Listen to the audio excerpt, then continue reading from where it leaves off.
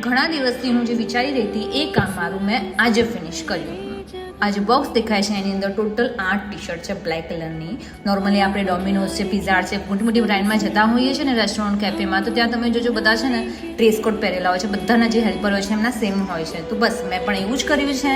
બાની brand શું તો નાની રીતે શું થઈ ગયું, મારે પણ મોટી કરવાની જ છે ને, તો બસ મેં પણ સેમ ડ્રેસ કોડ બનાવ્યા છે, બ્લેક ટી-શર્ટ અને કેપ, અને એની ઉપર મેં મારા જે કેફેનો લોગો છે એ છપાવ્યો છે. જે છપાવ્યો નથી, મેં એમ્બ્રોઇડરી વર્ક કરાવ્યું છે. અને બધાની ટોટલ ટી-શર્ટ છે, હેલ્પરની પણ, અને હું પણ એ જ પહેરીશ. અને હા, એની સાથે સાથે એકલું ટી-શર્ટ ને એની સાથે સાથે મેં કસ્ટમર માટે પણ રેડી કર્યું છે. આ જે મેં બનાવ્યા છે એ બનાવ્યા છે ફ્રીજ મેગ્નેટ છે. એવું નહીં ખાલી ફ્રીજ પર લગાવું, ક્યાં પણ આપણે યુઝ કરી શકીએ છીએ. આની પણ મેં મારો લોગો કરાવડાયો છે.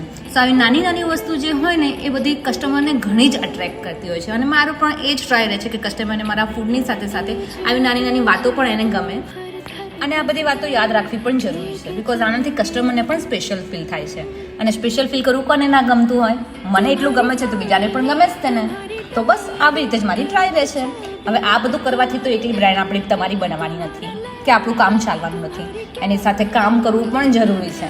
તો બસ આ બધું કામ પતાવીને હું લાગી ગઈ કામ પર, મારા હેલ્પર પણ કામ પર લાગી ગયા અને મારા ઓર્ડર આવવાના ચાલુ થઈ ગયા. સો હવે આપણે મળીશું નેક્સ્ટ દિવસના નેક્સ્ટ વિડીયોમાં. બાય.